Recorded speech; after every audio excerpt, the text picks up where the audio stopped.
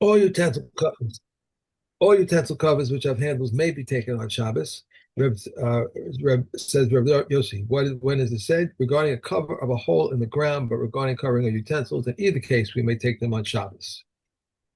We may clear away even 4 or 5 baskets of straw or of produce to make room for guests or to avoid curtailment of study, but not a storehouse. We may clear away truma, that is tahor, and the mai, first tithe, whose truma has been separated from it. Second tithe and consecrated property that have been redeemed, and dry lupin because it is food for the poor. But we may not clear away untithed produce, nor first tithe whose truma has not been separated from it, nor second tithe, nor second consecrated property that have not been redeemed, nor kokasia, nor mustard. And Shimon ben Gamil permits kokasia since it is food for ravens. Bundles of straw, bundles of twigs, and bundles of green branches. If we prepared them for animal feed, we may handle them, and if not, we may not handle them. We may invert a basket in front of chickens so that they may use it to climb up and down. And a hen that has run away, we may push her until she enters. And we may make calves and foals walk in a public domain. A woman may make a child walk, and said Yehuda, when at the time he raises one foot, puts the other one down, but if he drags his feet, it's prohibited. Okay. Okay. Um, in Miyaldin is a behema b'yomtov. Um, you're not allowed to stick your hands into the animal's womb to help it to birth. Um, why? It's not actually a malacha, but because it's a tircha yater, it's an extra. It's a lot of effort to go to, and it's not really a Shabbos usage. Animals are created knowing how to give birth for themselves. Um, So what you can do is misadin. You are allowed to assist by catching the newborn calf as it comes out of the womb, so it shouldn't fall on the ground, um, or you're allowed to push the flesh of the cow to help sort of push it out from the outside. Awesome. Okay, but no getting your hands stuck inside. Excuse me, I've got hiccups. Um, Umyaldin is ha'isha b'Shabbos, but for a woman, you're allowed to do anything. Okay, you're allowed to make help her to give birth in whatever way you need to. But korin lachachama makom lamakom, you can call for her a midwife if you have a specialist midwife or whatever, even from a different place that doesn't have that's outside of the tehum. Um, so this is, when a woman is in childbirth, it's considered a pikuach nefesh, Yeah. and therefore go do whatever you need to. Mechalalin aleha is Shabbos. That's the next obvious point. Is of course you can be mechalal Shabbos for a woman, but caution. By the way, we started out this Mishnah talking about Yom Tov and Kol Sheken Uh, for Shabbos, and now when we're talking about the woman, we're talking about on Shabbos and Kol Sheken for Yom Tov. Okay. The kosherin is a tabor, and once the child is born, you are allowed to tie the umbilical cord. And Rabbi Yossi Omer, Afchotchen, you're even allowed to cut it, and that is the halacha. that's The the whole. yeah, V'chol tzorchei mila osin b'Shabbos, and you're allowed to do anything that's necessary for bris milah also on Shabbos. But this is now for a different reason. Okay, up until now we've been talking about pikuach nefesh, but Right. milah, bris milah is tam mitzvah. So we have a special limud because of a repetition of the fact that the bris has to be done on the eighth day. The first time is to say that's when you should do it lechatchila, and the second time is to tell you that even if it's on Shabbos, you do the bris milah on Shabbos. And now that segues nicely into the next parak where we talk exactly about doing bris milah on Shabbos. Yeah. Rabbi Eliezer Omer lo hevi im lo hevi kli me'erev Shabbos maybe or b'Shabbos megula. So if a person has not, if he didn't have the kli, the knife, or Right. any other of the implements for the bris milah, if he didn't have them in the house on Shabbos, then he's allowed to carry them through the Rishus Harabim. Um, but he must bring it openly, so that people don't see, oh, he's sneaking stuff under his cloak. There's a chashad that he's trying to Right. get with breaking Shabbos. No, he must do it openly and proudly that he's breaking Shabbos for a bris milah. Over sakana, but if it's in a place of sakana where the goyim are persecuting trying to, preventing people from keeping Shabbos properly. Then he must machaseu al pi edim. Then he can put it in concealed, but he must have two witnesses there to say, look, I'm putting this concealed, but it's only because of the sakana that I'm concealing it. And furthermore, says Rabbi Eliezer, kortin eitzim la'asos pechamin velas. So if he needs a blade and he needs a fire to sharpen the blade, then you can cut down wood to make the fire to sharpen the blade. Okay, velasos kli barzel, and to make a metal implement. Okay, On Shabbos? all of Shabbos. So this is Rabbi Eliezer. Just bear in mind, this is Rabbi Eliezer. Okay, all right. Okay, and Rabbi Akiva steps in and says, I don't think so. Right. So I didn't get to that point yet. Okay, Rabbi Akiva comes and says, no, no, this is your general rule. Kol melacha she'efshar la'asosa me'erev Shabbos eina docha es Shabbos. Everything that Rabbi Eliezer has been talking about is stuff that should have been done before Shabbos. So why are you doing it on Shabbos? You can make the blade. You can carry the thing and make sure it's in the right house before the Shabbos when the bris is going to be, because you've got a whole week that you know when the bris is going to be. So prepare during that week. Get everything done and in the house on the Shabbos, and you don't need to do any malacha. And furthermore, if you forgot to do it, I'm sorry, that's too bad. You missed out. You should have done it Erev Shabbos. You cannot violate Shabbos for something that could have been done Erev Shabbos. But the she'iyaf shala sosam Erev Shabbos doches the Shabbos. But the things that have to be done on that day, the cutting, the bandaging, everything that has to be done for the bris milah on Shabbos, there were doche Shabbos for it, but nothing else. Okay, and that is the halacha. Osin called tzorkei milah b'Shabbos. You can do everything that is necessary for the milah on Shabbos. Mohalin, so you do the milah itself. Pour in the priya is the breaking of the secondary membrane under the foreskin.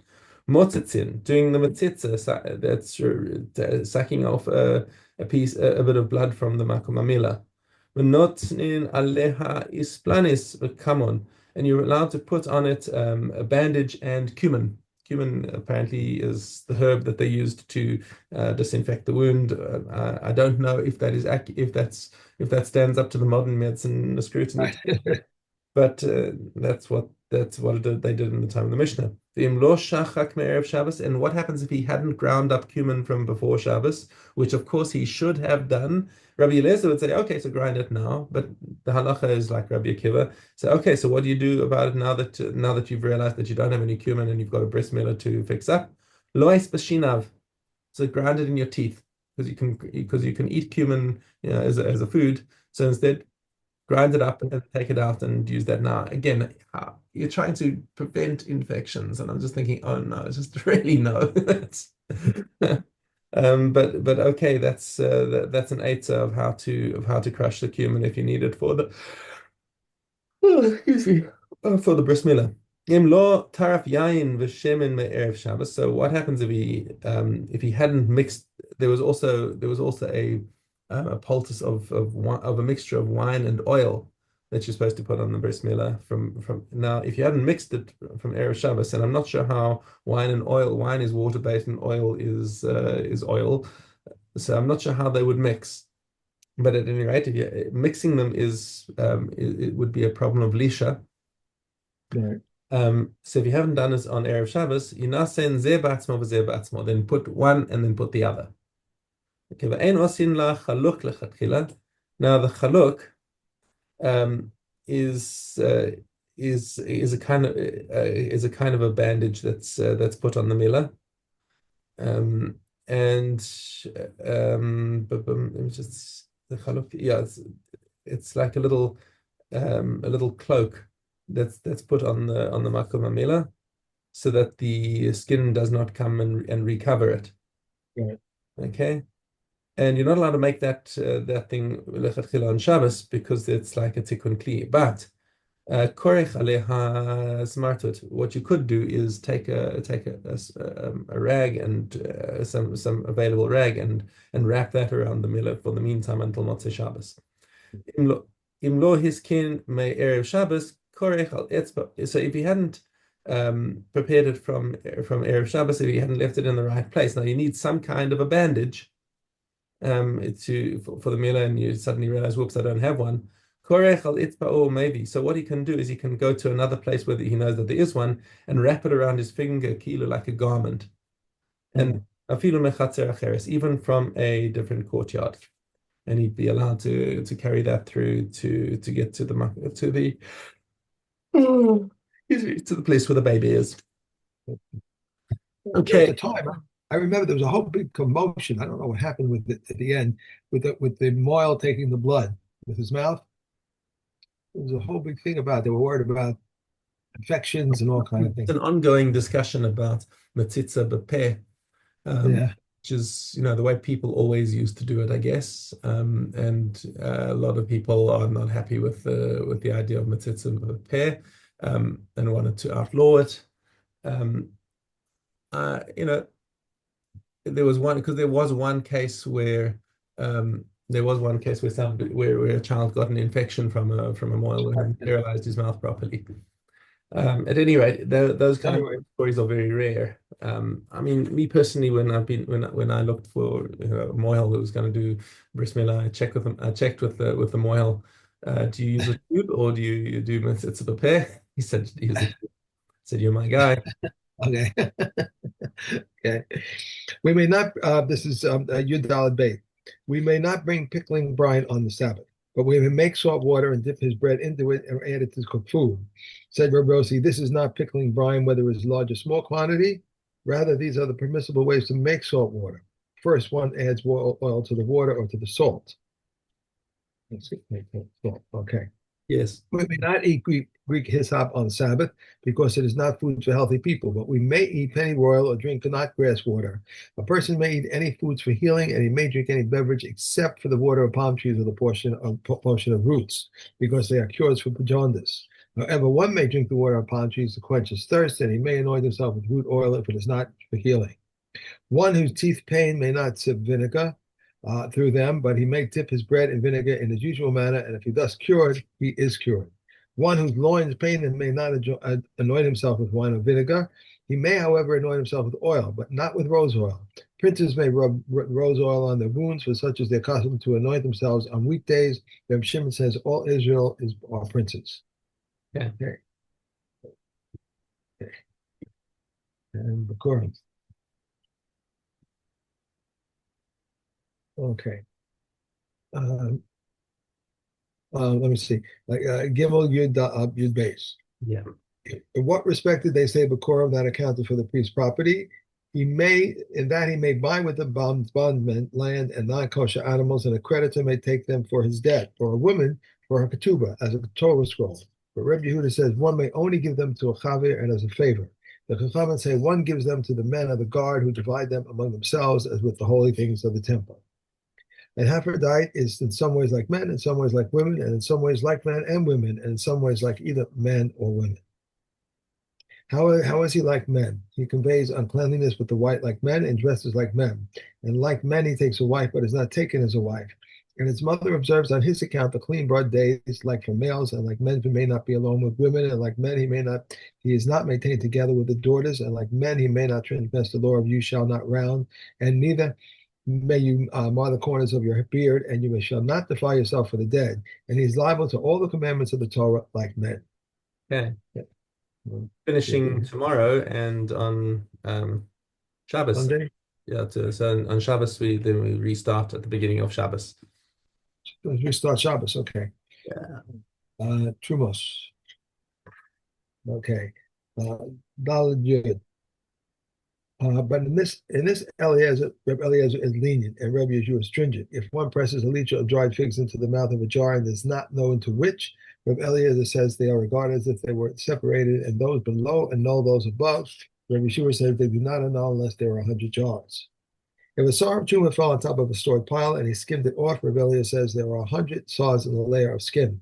If it becomes annulled in 101, Reb Yeshua says it does not become annulled. If a sar of truma fell on the top of a stored pile, he must skim it off. If so, why did they say truma is annulled in 101? If it is not known whether it had become mixed up or where it had fallen. If there were two baskets or two piles and a sar of truma fell into one of them, and it is not known into which one it fell, they combine to annul it. Reb Shimon says even if they are in two towns, they combine to annul it.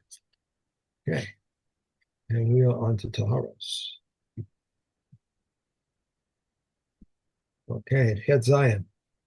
If the outside of utensils became tummy through contact with tummy liquids, if Eliezer says they can convey two, that's right, that's right, I made a mistake. That's right. Eliezer says they convey tumor to liquids, but they cannot render foods unfit. But Yeshua says they can convey tumor to liquids and they can render foods unfit. Shimon, the brother of Azariah, says neither this nor that. Rather, liquids that have become tame from the outside of the utensils can convey tumor to one which can then render another one unfit. Thus, what this one says, that which conveys tumor you cannot convey tumor to me, yet you convey tumor to me.